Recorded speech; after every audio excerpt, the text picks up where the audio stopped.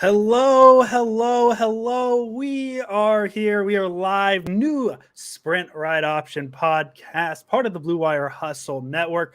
I am Andrew Pasquini, joined as always by the nature boy, Jason Aponte. And we got a guest today. He is with Niners Nation. I'm going to call him the Texas Rattlesnake, Jordan Elliott. Jordan, I don't know. I just chose a random wrestling name there, and Stone Cold was the first literally have never been to the state of Texas in my entire life. What's Bret Hart? The best there was, the best there has been, the best there ever will be. Jordan Elliott, how you doing today, Jordan? Oh, I'm doing fantastic. It's definitely nice to be back home in the Bay Area. Had a great time in LA with the gentleman in the top left corner here. We got a lot to talk about, but happy to be home. And Jason, also, you're home as well. How was the flight? How was everything? Just good life? Well, the flight back was a little bit more interesting than anything. You know, I didn't realize that I booked Spirit Airlines, and that got a little bit hairy. But hey, I made it alive, and I think that the narrative around Spirit Airlines needs to be dialed back a little bit because the flight was fine. So do whatever you want with that information.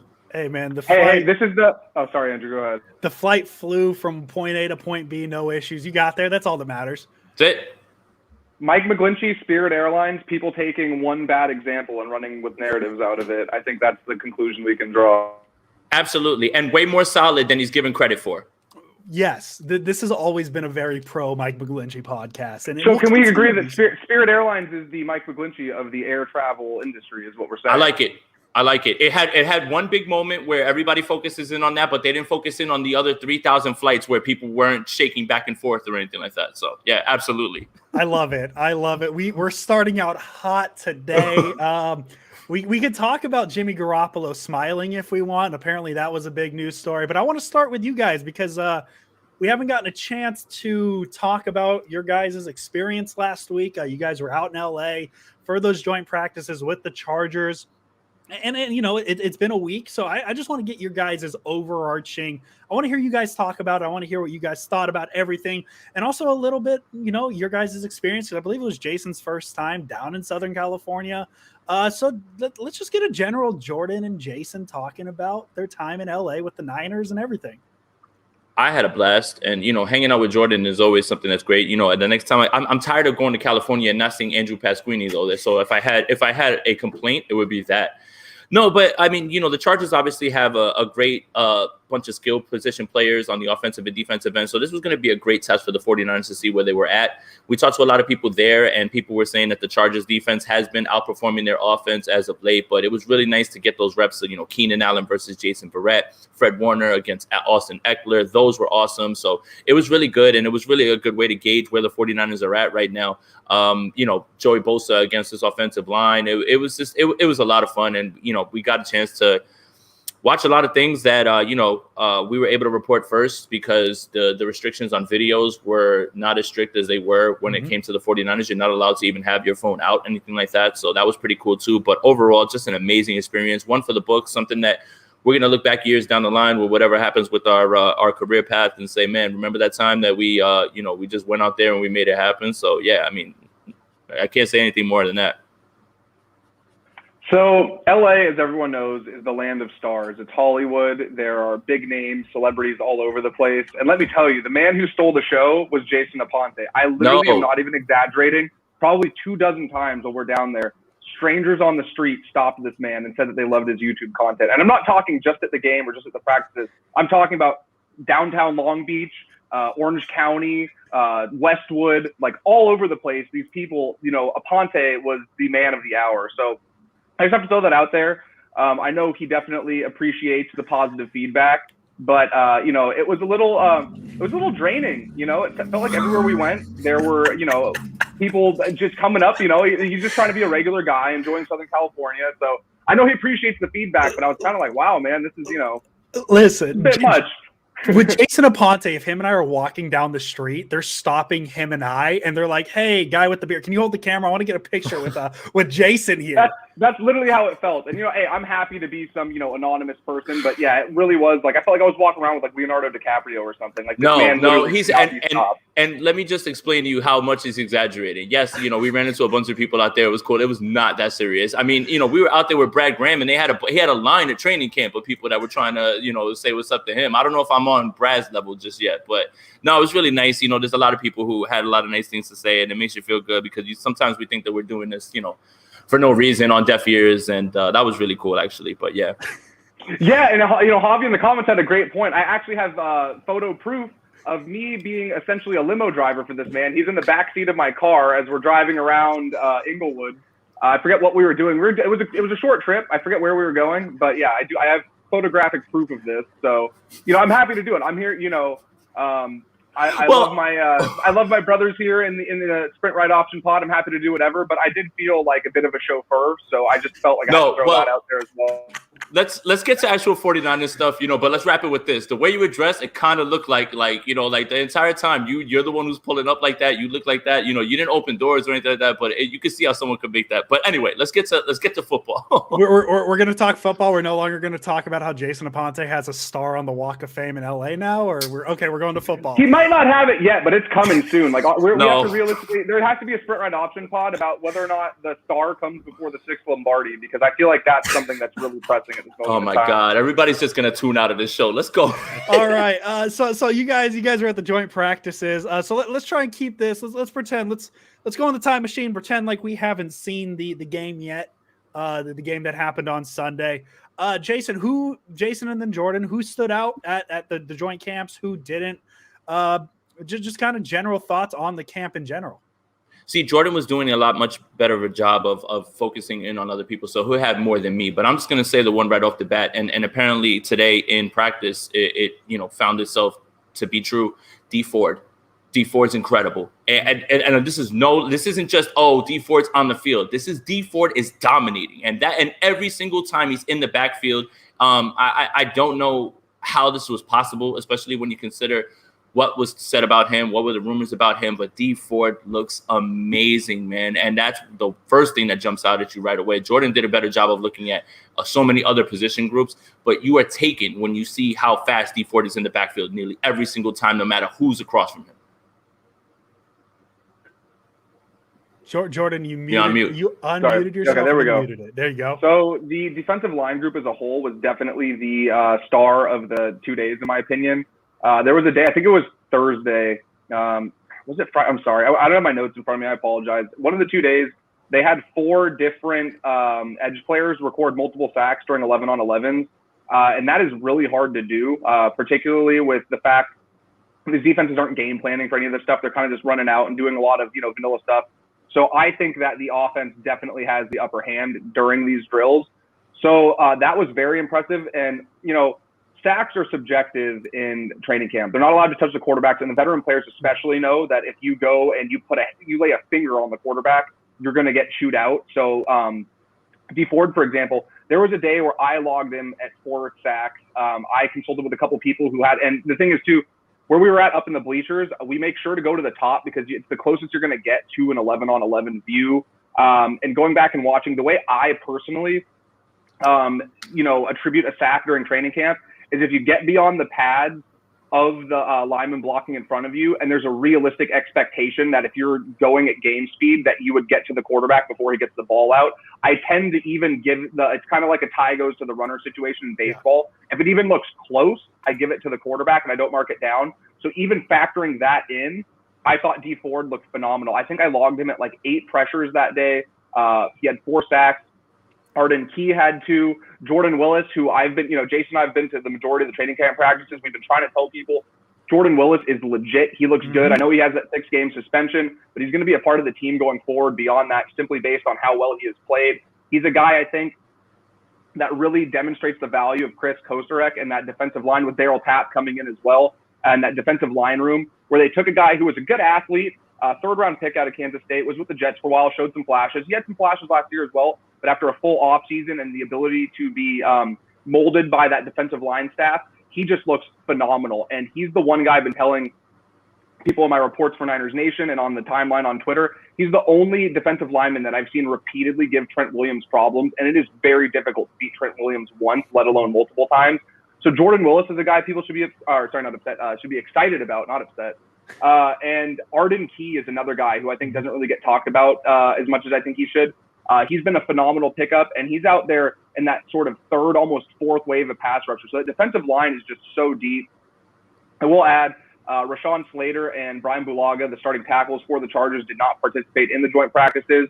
I was a very big fan of Slater's. I think he's going to be a tremendous player going forward. He's a rookie this season. And Brian Bulaga has been around the league for a long time. He's a long-time Packer. So those are two, pretty important pieces that were out that does need to be added in. But the 49ers, defensive players can't decide who's playing in front of them or not. And they just absolutely dominated the players in front of them. And I think people saw that carry over, especially with that second and third wave of pass rushers on that line. They didn't allow a single point in the second half against the Chargers during that game. So I would say the defensive line definitely stole the show down in Costa Mesa. One more thing to add also, while you talked about, the defensive line, find someone who can hype you up the way that Chris Kocurek hypes up this entire line. I don't care what field this man was on. It could have been the far field, the close field. All you hear every single snap is, like every single play. I swear, this man, if you heard someone screaming in the Bay Area, guarantee you it was Chris Kocurek. That man really brings the energy to that defensive line. It was insane how much, it started to wear on him as the practice went on. He started to lose his voice, and I was just, how could it not at this point? Yeah, and we saw a little bit of how good that defensive line was on Sunday. They honestly dominated the game, in my opinion. Jordan Willis had the safety. Zach Kerr, I always want to call him Steve Kerr just out of habit, but Zach Kerr, he was out there just making plays. The defensive line was just very good, and I'm glad you guys got to see that a little bit before the main event. That's pretty cool. I wish I was down there with you guys. As I said, Jason kind of alluded to that, but great to hear you guys have a great time with that, seeing the defensive line. I'm going to ask the obvious quarterback question. Did one stand out more or less in the joint practices? I think what stands out more than anything is that Jimmy Garoppolo just really, I hate saying the same thing over and over. He is what he is at this point. Classic Jimmy Garoppolo 2-play sequence. Here it is on 7-on-7s. Remember, 7-on-7 has no pass rush or anything like that. He takes a look. He's skittish to throw the ball. He tries to force it in, near interception. Literally the next play, touchdown over the middle to George Kittle on a beautiful ball. The inconsistency is maddening at this point. He can literally one throw, make a throw where he said, what on God's earth was that? Then make a throw in the next play and look like somebody who's like a top 10 quarterback. And you're just like, why? So I think what really stood out to me was just Jimmy Garoppolo is who he is at this point. And, I know we got a report today out of camp, and he's smiling. We have been on the side of saying that we think that Jimmy Garoppolo is going to start week 1. We've said that since the trade up. Mm-hmm. And it seems like that's what's going to happen in week 1. But it's got to be frustrating. Everybody knows about the pick 6. We'll talk about that, obviously. But the pick 6 is more indicative of him just locking in on the same guy and Derwin James making a great play because he's a great player. But the inconsistency is maddening. Literally one throw where you're like, what on earth was that? The next throw, you're like, holy cow, did you see that? And that's the part of with Jimmy Garoppolo that a lot of people have problems with. Well, I will say this. I think that the biggest thing that stands out about Trey Lance and Jimmy Garoppolo is the ability to read the field. And I think that that's something people always talk about, how one's a rookie and the other's a veteran, and he needs to sit and all these things that go into that. But the ability to go through your progressions and read the field is something that I don't think it matters if you're a 10-year vet or a rookie. You either have that ability or you don't. And I'm not saying that Jimmy Garoppolo doesn't have that ability. I'm saying that Trey Lance looks far more comfortable doing it. So perfect example, when they rolled out Trey the last day of the joint practices, he took his first consistent reps with the first team where he was going to do something other than a designed run, which he had done during the training camp practices in Santa Clara. And, on his first pass attempt, it was off a play action, off the play fake. The coverage was good downfield, but I thought he looked a little nervous. He held the ball a little too long. But as he started to go through, I think he took 8 snaps that drive, if I remember correctly. I could be wrong. I'm sorry. I don't have my notes in front of me, so I apologize. But you could tell after each rep, he got more and more comfortable. And he just looked better when that first read was taken away. He looked much more comfortable. Whereas Jimmy, when that first read wasn't there, and a lot of it has to do, the hard thing with Jimmy is that I'm not going to speculate on what's going on in his mind and how he's seeing the field. That's just a fool's errand. I'm not even going to waste my time. So we have to really go off of what we're seeing from an outside perspective. And so much of his mechanics is everything comes in the hips from Jimmy. So he derives all the torque in his throwing motion from the hips. So there's times where he looks very skittish and he looks like he's, frantically moving around and stuff. But honestly, that could just be him trying to set his feet for that, because that quick release, again, everything's in the hips, and you have to have that quick hip, like hip twist. And I know Andrew, being a big fan of Florida State and Jameis Winston, can appreciate how much, how much that those mechanics when you're deriving everything from your hips, how important it is. But it was beyond that. It wasn't just, he did not look comfortable. And the biggest thing for me, Jason kind of touched on, was during 7-on-7s, there's no pass rush. And he was double pumping the ball. He was double clutching. He looked like he was doubting himself a little bit. And again, I am just speculating. I'm not going to sit here and act like I know what's going on in the mind of Jimmy Garoppolo. But I do think that it was very evident that one quarterback looked more comfortable than the other. And it has to be a little bit concerning that that quarterback is the one who's been in the NFL, in an NFL setting for 4 months, compared to the guy who's going into year 8.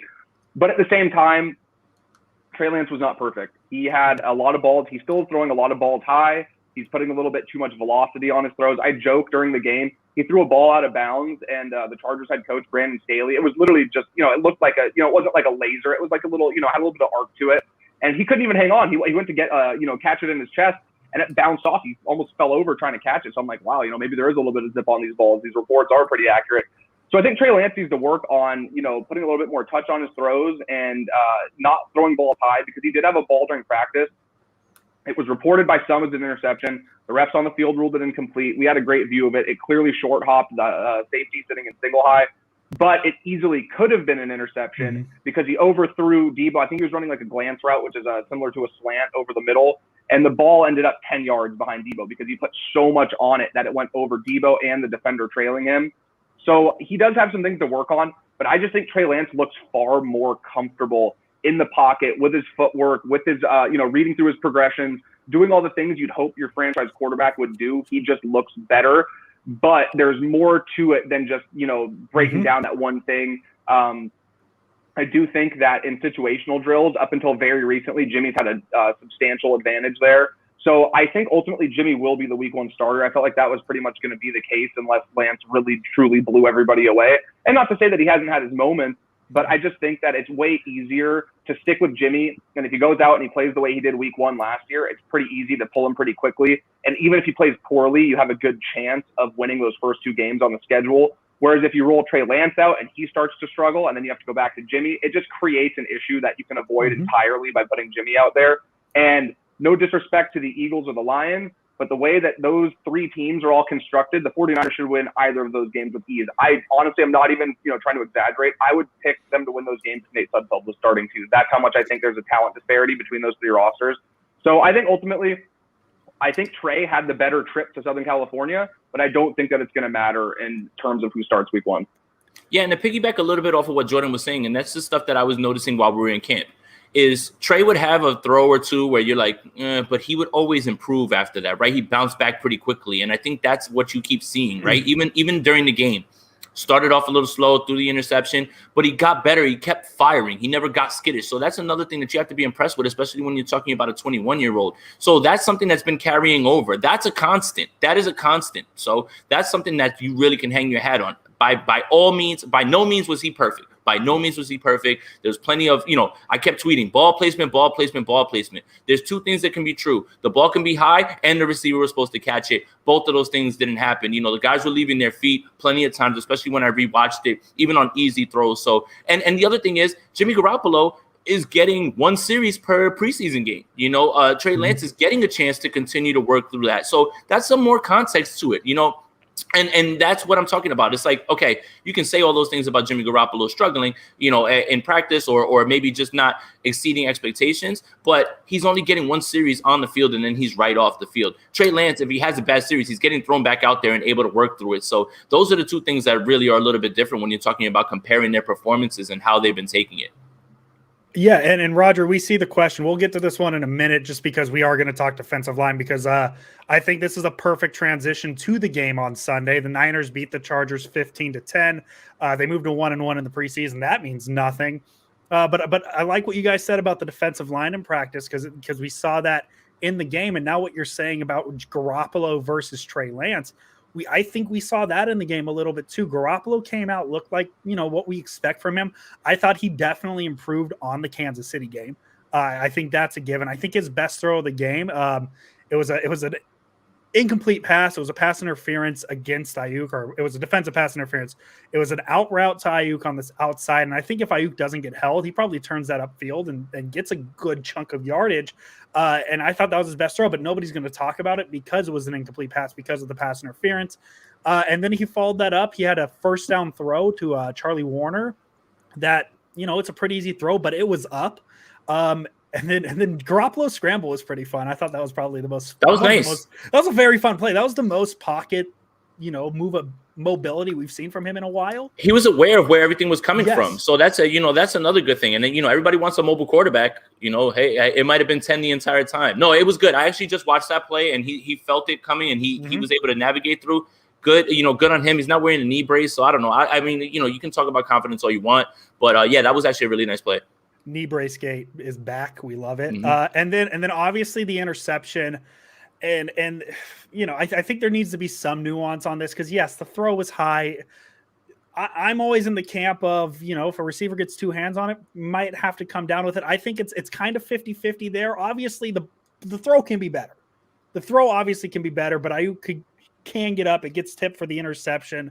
And that's kind of what we've gotten used to seeing from Garoppolo at this point is good drives that come down to one bad throw and it kills the drive. And then Trey Lance comes in. He starts out very skittish. He's firing the ball. He had a couple high throws and it kind of turned into a joke on Twitter, like who had the best high throws of the game. And then he really settled down. That the play to Trent Sherfield was on the TV, it looked like he was wide open, but then you look at the all-22, and when he released that ball, Sherfield was getting bumped by the linebacker. He knew he was going to be there. And then the touchdown throw to Sanu, I believe it was. Sanu, I mean, velocity is not an issue with Lance. Velocity is not an issue with Lance at all. It's just finding that touch, and I thought both played fine. I think Lance played better, and back to Jordan's point is I think it's pretty apparent that Trey Lance, if we're just isolating the two guys, Trey Lance is the better quarterback.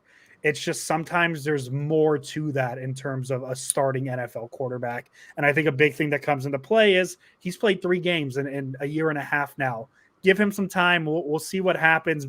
Right now, I think Lance is the better quarterback, but I don't think it's surprising that Kyle Shanahan feels more comfortable with Jimmy Garoppolo. One more thing, too, a little bit more to Jordan's point about watching, going through the progressions, right? That Travis Benjamin touchdown is a perfect example of it, right? Jordan, was he running? He was running Looky Squirrel, right? On that one. And, no, Looky was the Sanu touchdown. Oh, okay. So it wasn't that one. But you could see him work his way back, and he was able to get that ball out on time right to Travis Benjamin again.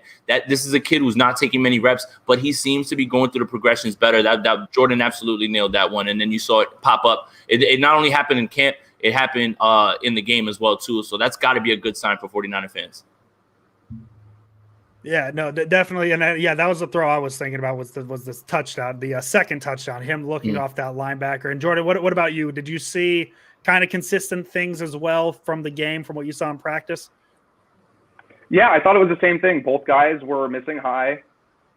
I think the Jimmy interception was a little bit more concerning to me just because the biggest problem I have is that a lot of these interceptions are coming on balls that are going to receivers who are wide open. And again, people have a misconstrued definition. Like, I'm not talking about like when they're running leak and there's literally not a defender within 15 yards of the receiver. I'm talking if you get 2-3 yards of separation against an NFL defense, especially in man coverage, you are wide open in my book. And an NFL quarterback should be able to put the ball on you, on the numbers, in stride. And the biggest problem that we have to look at is so much of the 49ers offense is predicated on yards after the catch. And Kyle Shanahan scheming these receivers open so that they can get the ball in their hands in space and make plays. And we all know what Deebo Samuel can do with the ball in his hands. We got a glimpse of what Brandon Ayuk can do with the ball in his hands. If you go back to that interception, it's a pretty, elementary concept in Shanahan's offense. It's a tight end crosser, and if the crosser isn't there, you throw to the in-breaking route downfield, which is what Ayuk was running. So the tight end crosser wasn't there. Ayuk was pretty much wide open. It's about as open as you're going to get against an NFL defense, in my opinion. And that ball needs to be thrown better. It needs to be put on the numbers in front of him so he can catch the ball in stride. And, he probably houses that one, in my opinion, or at least has a chance to based on the way the coverage was lined. I would have to rewatch it if I remember correctly. Because I remember watching live, that was what I thought. There could have been a safety downfield. Again, I don't want to, sit here and be like, oh, they missed out on a touchdown because of that. But you put the ball in playmakers' hands and good things happen. So that's my biggest thing. And I thought Lance threw a couple balls. He threw a ball, I know, to Debo that was incomplete during the game. That was high and behind him as well. Lance, not like Lance has been lighting it up and been perfect too. I just think that the issue is the talking point is always, well, this guy's been in the league for 8 years, so he knows how to run this offense better, and he knows how to do this better. He's a veteran, and he's making a lot of mistakes that an 8-year veteran shouldn't make. And again, this isn't just, supposed to be a segment about dumping on Jimmy Garoppolo. It's just that it's the same thing. And like Jason said, you kind of know what you're going to get with him at this point. I thought that the mobility thing was big, though.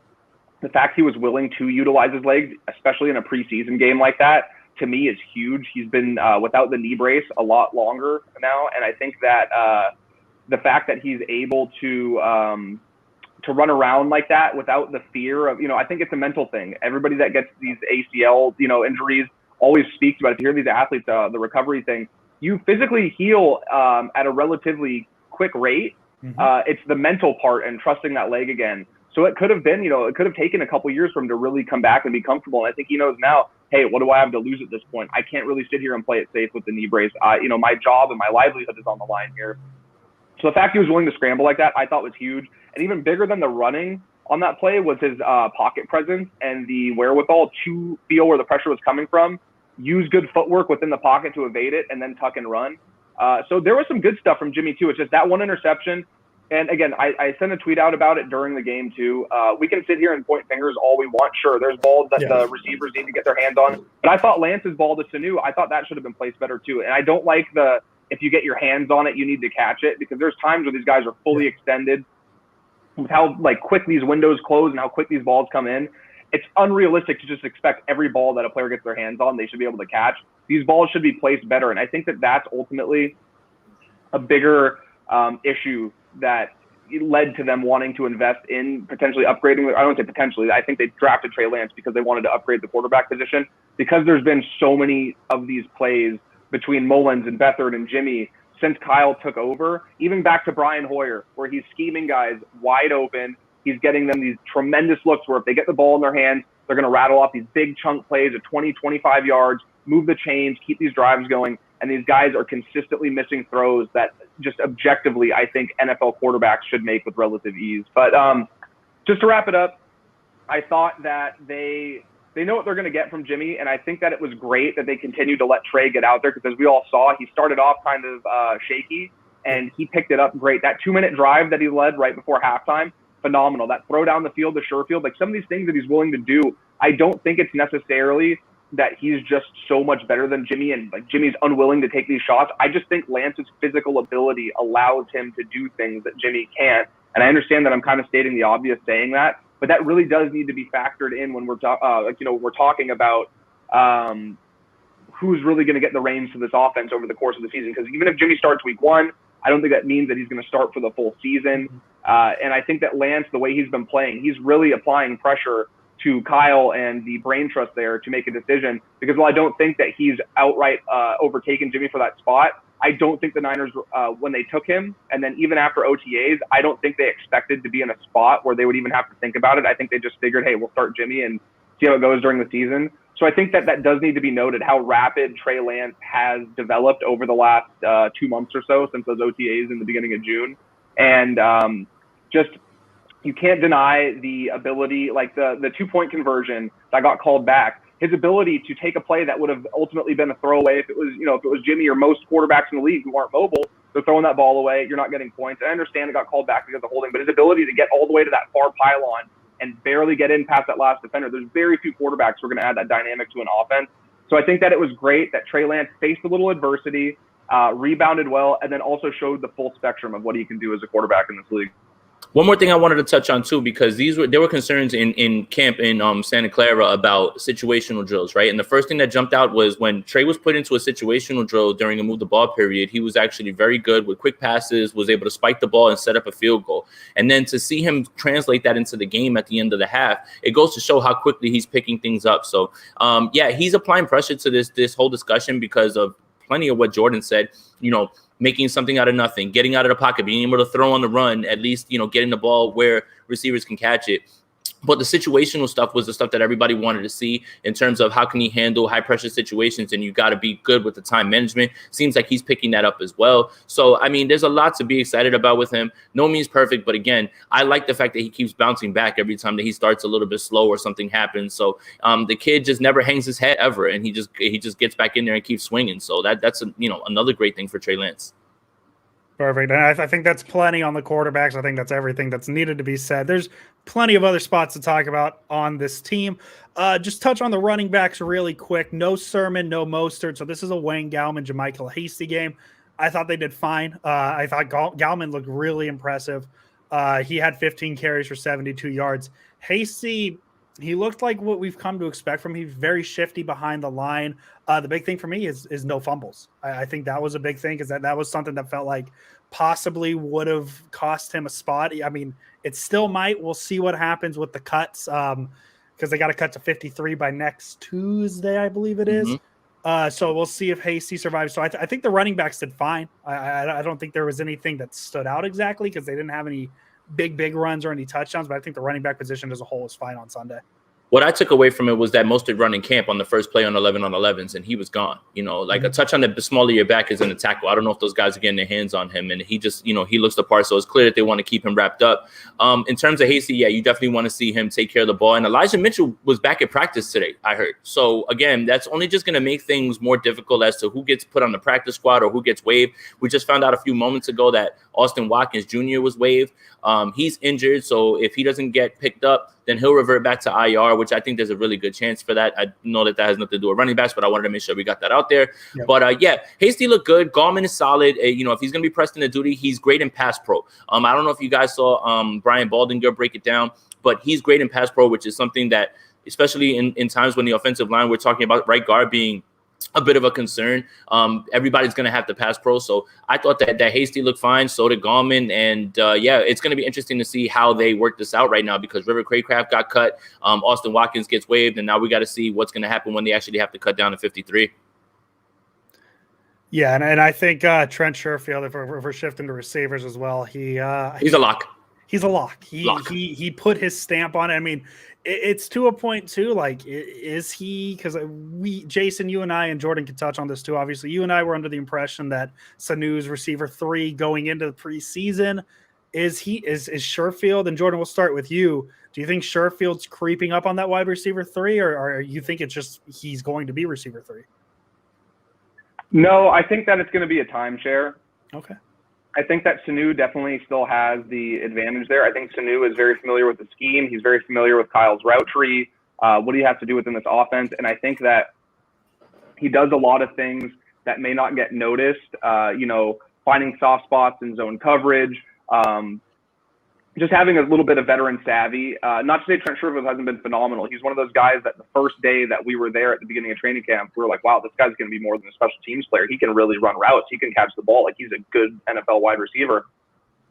I just think that ultimately with Sherfield, it's not him not being good enough. It's just that I think that they have a role and vision for Sanu. And Sanu's, he's not massive by any means, but he's got a pretty good, size frame to him. He's a guy that can kind of play that big slot role that we know Kyle has been trying to implement in this offense for years and get some consistency out of. So I just think that Sanu is going to ultimately get his reps, again, due to the familiarity with Shanahan, due to the fact that I think he's played good as well. As good as Sherfield's been, I think Sanu's been very solid as well. I think those four, including Devo and himself, or Ayuk, sorry. And those guys are going to be the majority of targets to the wide receivers. Obviously, George Kittle factors in, as he's going to be one of the few tight ends that's going to be the primary option in the passing game, guy getting targets on their own team. So I think that ultimately between those 5, that's going to eat up the majority of the 49ers targets. And then, Juwan Jennings looked really good to start out camp. I thought that he's played pretty well. Yep. He's a guy that I think ultimately makes the roster as well. And then you get into that last spot, and it really does get dicey. I actually thought Richie James had a decent game. He's been pretty awful during most of camp. And I hate, I don't ever sounding pessimistic or sounding, negative about a player if I can help it, but just being completely objective. He's had a terrible camp. He's dropped the ball like crazy. He hasn't really added much value as a returner, in my opinion. So it was nice to see him break off a nice punt return. I thought he looked a little bit better. I just don't know if it's enough.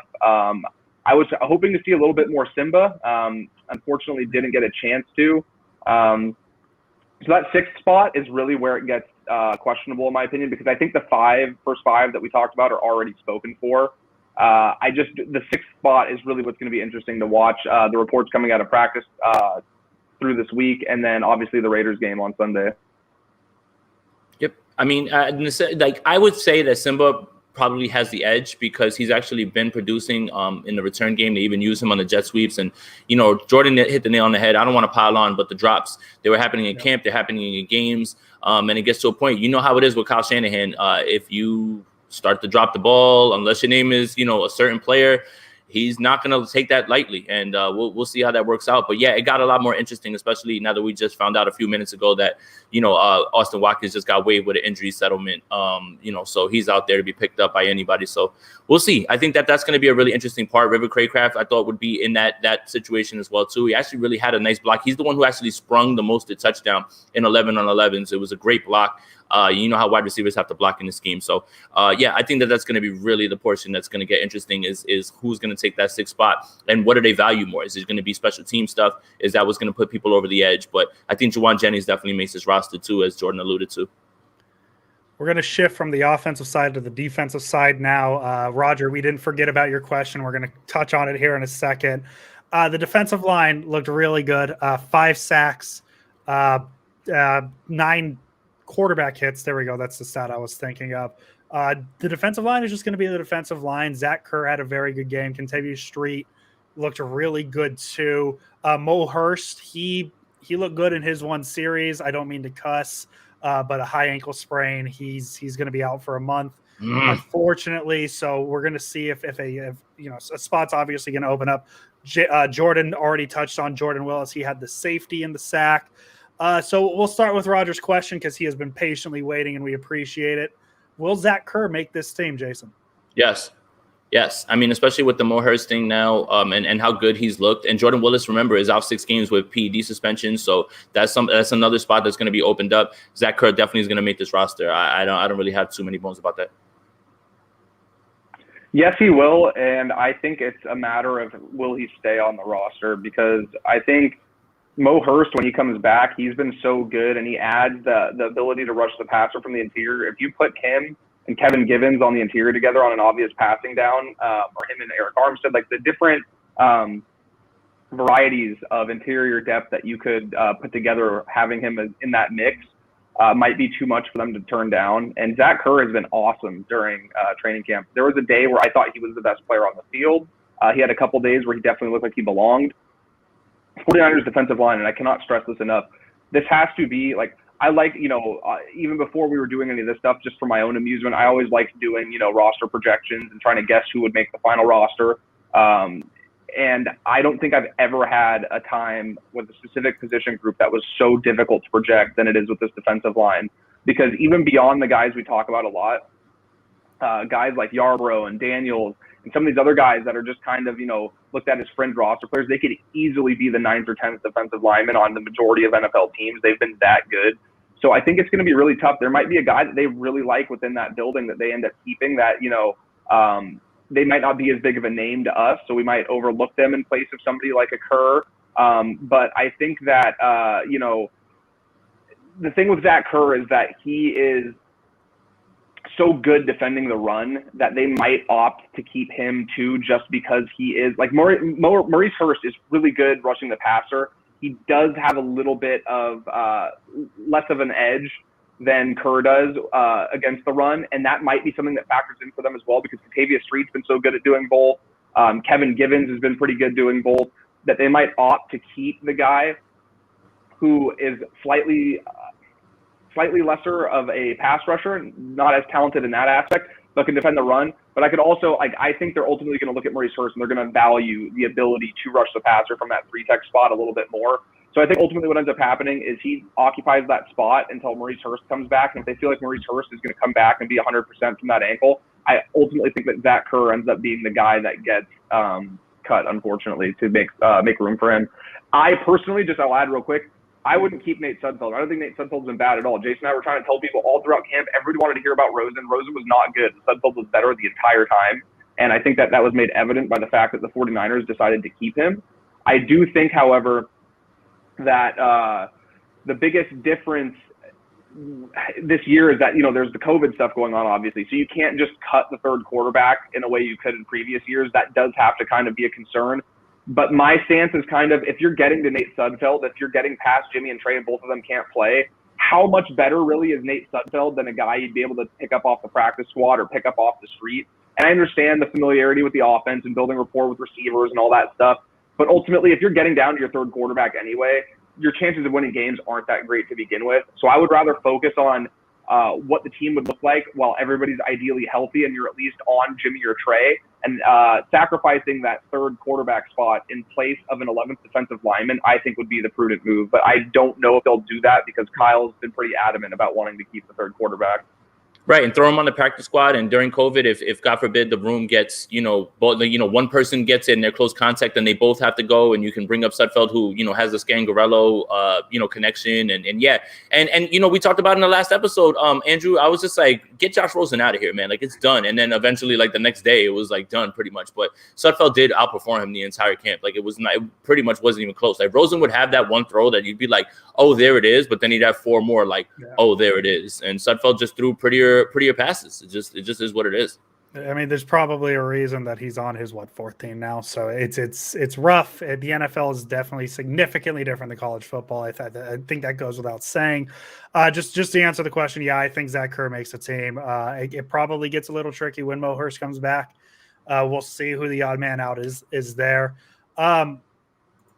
I think it's time to have the Diamador Lenore conversation. Where does he fit in? Because he's shown out in these two games. I believe his passer ratings is 0.0. I mean, are we talking about him up there with Jason Verrett, or are we talking him still rotational way? Where do you see him week one, Jason?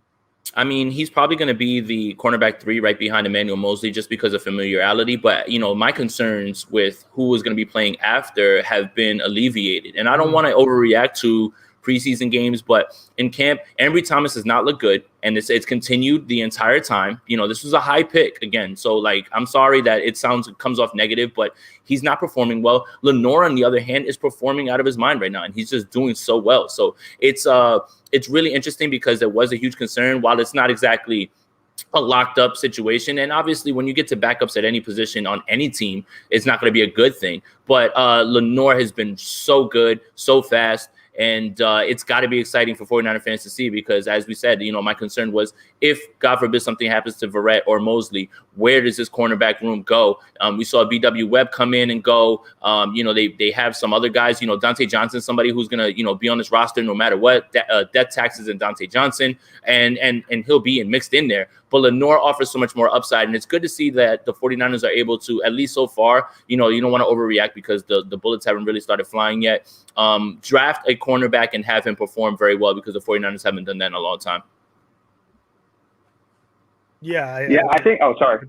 No, go ahead, Jordan. I got you. Go ahead, Jordan. No, I was just going to say, I think that Lenore is a guy – so I'm a Cal fan. Sad to admit that. I hate to say it's not been easy. So I watch a lot of Pac-12 football, and Oregon's secondary between him and Thomas Graham, who I believe is on the Bears. I could be wrong. I'm pretty sure the Bears ended up drafting him. I thought that they had a pretty good secondary the last couple of years. So Lenore was a guy, he was, other than Trey Lance, anybody who's followed me for a while knows I did probably upwards of almost, I'm not even exaggerating the number, probably almost 1,000 mock drafts just in free time and, published a few. Lenore was literally one of the only guys that I had in my mock draft that actually ended up as a 49er. And at the time, I assumed he would be a project. I thought that he was a guy with a physical profile that would fit well into the slot, sit for a year behind K'Wan Williams, and then next year when K'Wan goes to secure, a big deal elsewhere, just because I think the Niners are going to be so up against the cap that it's going to be hard to justify keeping a lot of these guys. And unfortunately, I think that while K'Wan has been great, it looked like the perfect segue into having a younger player take that spot. But the biggest thing about Lenore is that he's been dominating on the outside. He's looked really good. D'Amico Ryans is going to run a lot more man coverage than Robert Saleh did. And I just think that Lenore is a guy that just shows natural instincts. You can learn technique. You can learn to read quarterbacks' eyes. You can learn how to, bait quarterbacks into throwing into certain zones and things like that. But the cornerback position is highly instinctual, in my opinion. And I just think that the guy has the instincts needed to play that spot, particularly on the outside. I thought when he had to go one-on-one 3 or 4 times in that first preseason game with Tyreek Hill, he more than held his own. And I understand it's a preseason game, and Tyreek Hill's probably not going at 100%. But the fact that he was able to take that challenge head on and look as good as he did, I thought was tremendous. So I'm very excited about Lenore. So ultimately, I'll say I've been, I've liked him since he was coming out of Oregon. I liked him in the pre-draft process, but I completely misdiagnosed how the 49ers would utilize him. I thought he would just be a slot corner, and he's proving to be much more than that. So while I will say that I'm not surprised that he's been good, I definitely have to admit that I completely was off about how he would be used, and I think that he does deserve a lot of credit for the work he's clearly put in that's allowing them to utilize him as kind of a second corner. I do think that Emmanuel Moseley is the better option now. I'm not saying that I think Lenore should start. I think Moseley would be the much safer option, but I feel much better now than I would have 10 days ago or 2 weeks ago. Should Moseley go down or Brett go down for a game, I think Lenore would be able to step into that role and look really good. Because I think we all remember how bad it got last year, that Miami game. I hate piling on Brian Allen, but when he had to come in and clearly wasn't prepared to take on that role, we saw how just one position made the entire defense crumble, essentially. So I think that they're in a much better spot, and the infrastructure in that secondary is much better. Especially with Hufanga. Yeah, and I was going to say that because, Lenore has probably been the biggest riser on this defense. We talked about some struggles early in camp. The other one, and we knew he was going to be decent. I think Hufanga has looked amazing. And with Jaquaski Tart coming off the PUP list, he's obviously your starting safety week 1. How are the Niners going to get him snaps? Because I think he deserves them. And I think the easy answer is just move him up to linebacker, kind of play him in that hybrid role. Is he forcing more of an issue than you thought, Jason? Yeah, a little bit. I mean, he's at the line like Palomalu, like making tackles for loss. I hate to keep saying that because I'm tired of just people saying, oh, he's like Palomalu. And that's so disrespectful to both of them because one is so great. And I'm not saying that he can't be those heights, but it's hard to put those expectations on him. But when you see him at the line and he's right in the backfield for a TFL, he seems to be all over the place. Point back to the Kansas City game where they had him running single high, and that's a lot of trust that he had. He did have that pass interference on the Tyreek Hill throw where he got there just a smidge early, but the guy has good instincts.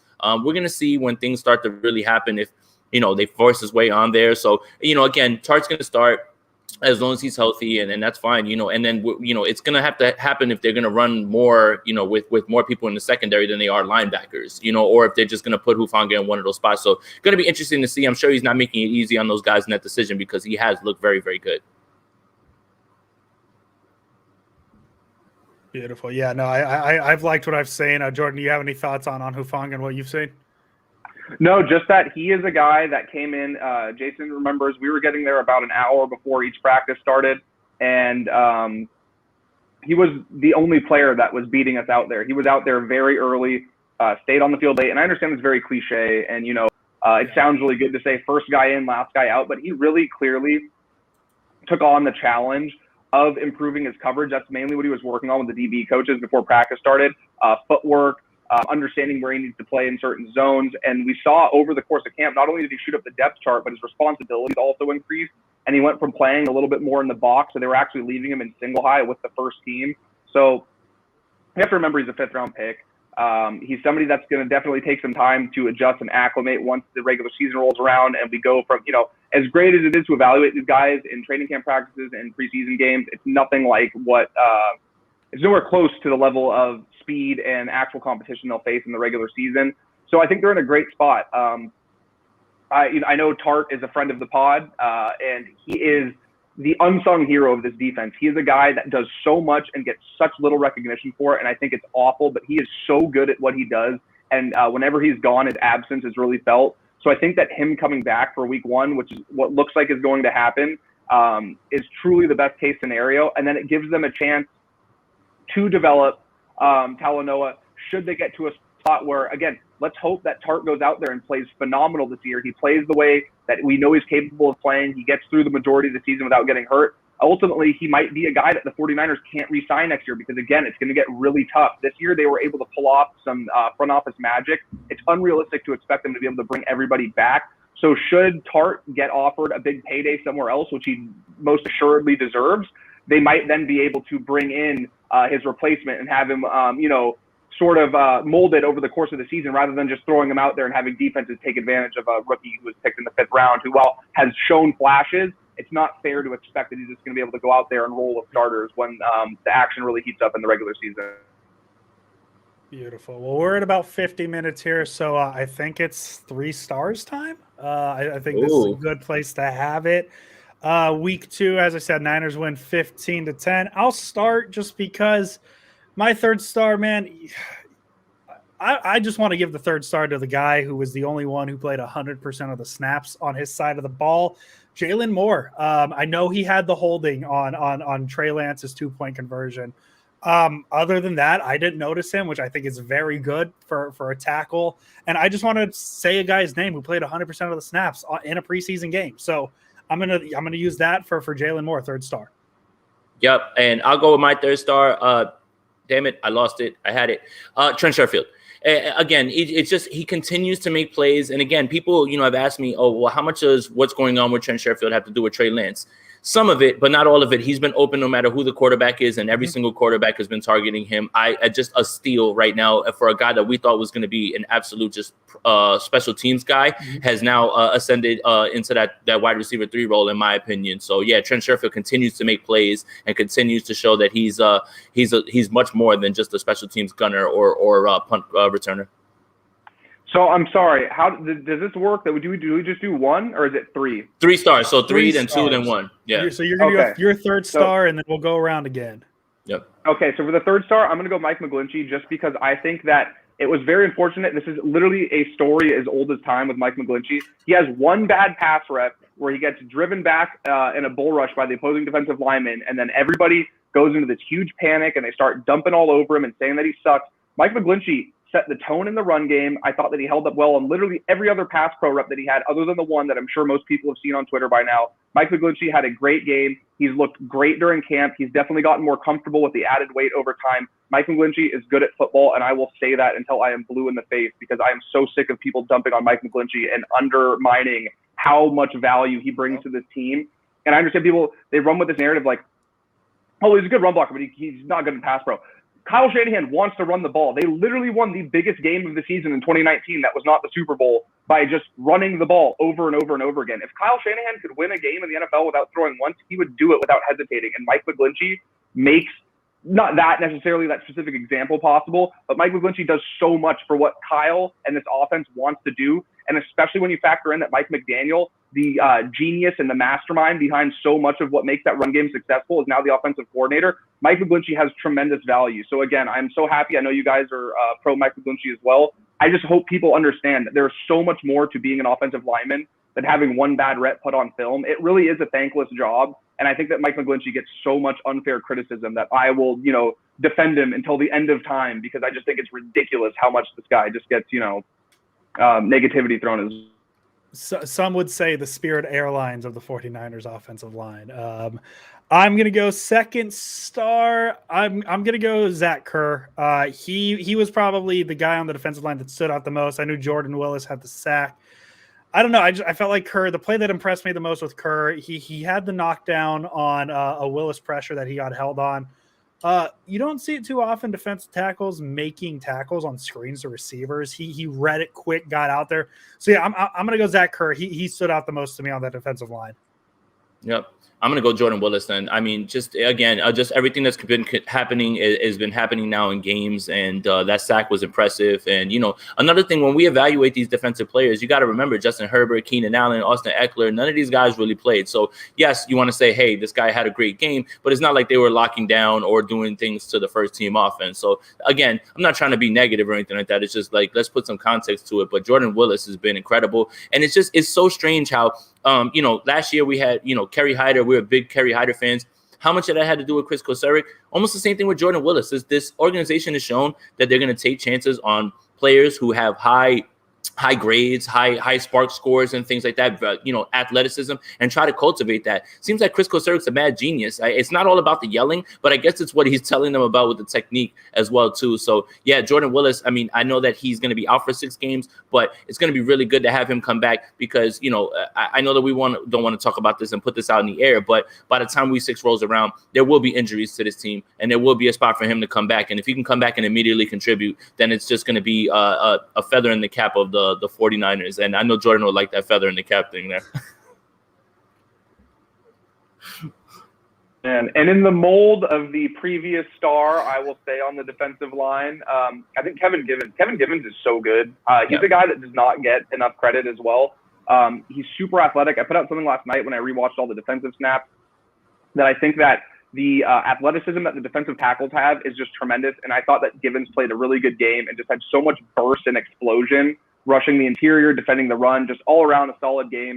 And again, a lot of the times we see these guys in the trenches, they're not going to get the credit that they deserve. And I just think that Kevin Givens has been phenomenal. Not just this, preseason, really since he's been given a prominent role on the team. He's just been a player that's kind of flown under the radar, I feel like. All right. And my number 1 star, I'm going to go Trey Lance. He started out super slow. We got a hell of a tweet out of it from Mina Kimes. Depending on what time you logged into this app tonight, Trey Lance is either a bust or the second coming. That 2-minute drill, I mean, not even a 2-minute drill. He had a minute. He got down the field. He's so damn good. And I feel like that's something I'm going to say every week until the end of time. He looks the part. Yes, he started slow. That's an issue within itself. I think that's something that's going to work itself out. But once he got rolling and once that confidence started clicking in and he started honing in those bullets he's throwing, it looks so good out of his hands. So I'm going to go Trey Lance number 1. Yep, I'm going to steal probably an obvious one, Demo Lenore, because I'm tired of trying to say his first name perfectly in one shot. I'm never going to get that right. It's going to take me 2 or 3. But, again, for something that was a huge concern for me when it came to secondary, because, during the joint practices, I posted one of the reps. Keenan Allen kind of got the better of Jason Verrett. And that's less about Jason Verrett not being good and more about how good Keenan Allen is. But again, once and it goes back to Jordan's point, you end up with Brian Allen in games and guys can just pick your whole defense apart and ruin things that way. So if Lenore is showing that he's ready to step up now, if he's pressed into duty, then that's nothing but a great thing. And again, it's really good because the 49ers have rarely drafted a cornerback, developed him, and had him be an impact player.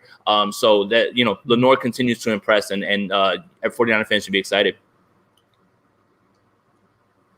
And for me, the biggest star of the game was Kentavious Street, in my opinion. He has had a just incredible rise. When camp started, I just assumed he would be the odd man out because of how good everyone else was. And now I'm pretty close to saying he's a lock to make the team. I don't like speaking in absolutes, particularly when I don't have any, insider info outside of my own speculation, but he's been so good. I thought he demonstrated his ability to, again, defend the run, rush the passer. They're running stunts with him all the way across the formation. He can line up at edge. He can play 3-tech. He can clog the gaps on these rushing attempts up the middle. He's just so good at everything. And he is a guy that I think we're finally seeing, sort of redemption arc for a player that, had a setback. He tore his ACL on his pro day. And I think he's finally getting back to that 100% health level. And we're really seeing what he can do. So Kentavious Street is a guy who I think has not only had a great game, but his rise over the course of camp, incrementally, he's gotten so much better week in and week out. I'm really excited to see what he can do this year. Just to back that up a little bit, in the joint practices, whoever their backup center was getting absolutely demolished by. It was disgusting. Like it was very bad. And Corey Linsley is an all-pro that's starting there, but their backup was getting worked, and it was just Street just throwing this giant man around. He was that good. Perfect. Well, we're at about an hour, so we're gonna wrap it up here. Jason and I will be back Monday. With the last preseason game review. We'll have a week and a half of just talk of what we thought of everything, and then we're back on that grind. The now 18-week grind of 49ers football. They'll get 17 games. It starts with the Detroit Lions, and I'm a little sad when that game's going to end because I am going to miss Detroit Don Burr in our comments. He's very, very passionate about his Lions, and I love it. I love the confidence in his team. It's so wait, beautiful. you're predicting that Don Burr is going to disappear from our comments because the 49ers are about to beat the Lions. Is that what you're saying? I just think he might not have a reason to come back since the Niners aren't playing the Lions all 17 games. Okay. So I'm going to miss him because I've really liked his passion. Jordan, we really appreciate you having you on. I wish we could have you on every week for the rest of the life or the rest of my life because you're just that good at what you do. Do you have anything coming up? Actually, I know you're writing articles with Niner Nation. You have anything coming up that you want to plug real quick? Not necessarily. Just you can follow me at Niners Nation. You can follow me on Twitter. My ad's down here. I will have something out this week. I think I will be writing something actually about Contavious Street tonight. That'll probably go up either tomorrow or the next day. But you can follow me on Twitter, like I said, and then at Niners Nation, I will try to put out at least 3 articles a week. And when the season rolls around, I will hopefully be doing some game previews with the opposing teams chapter of SB Nation as well. So we'll get some insight from the writers who are covering the other team as a part of SB Nation with their own individual chapters. So that's kind of the main thing that I have going now. But yeah, you can find all my work on there. And thanks for having me on, guys. It's always a blast talking football with you guys. Yep. And then, for everybody who's watching on YouTube, please like the video, subscribe to the channel. If you like it, it'll help us out a lot, bump us up on the algorithm. And thank you guys for tuning in. Thank you guys for all the kind words down there who have been watching our podcast and said so many nice things about the content. It's I'm forever humbled and I'm honored. I'll never get used to any of that stuff. So it was a blast, another great week. But yeah, I'm ready to get going into the season so we can get back to game previews, game reviews with, film, stuff like that. So it's an exciting time right now for 49ers, especially that we found out that pretty much every starter that's going to be available is going to be playing in this Raiders game. So I think it's going to be very interesting to find out where guys stand. And Luis, we appreciate the donation. It means Absolutely. the world to us. Thank you. Thank you very much. And we'll have some very fun ways to support the podcast here coming up in the next couple of weeks. Jason Aponte, as always. Let's go Niners. And the Yankees are the hottest team in baseball. Hottest team in baseball. There you go. Hey, have a good day, guys. All right.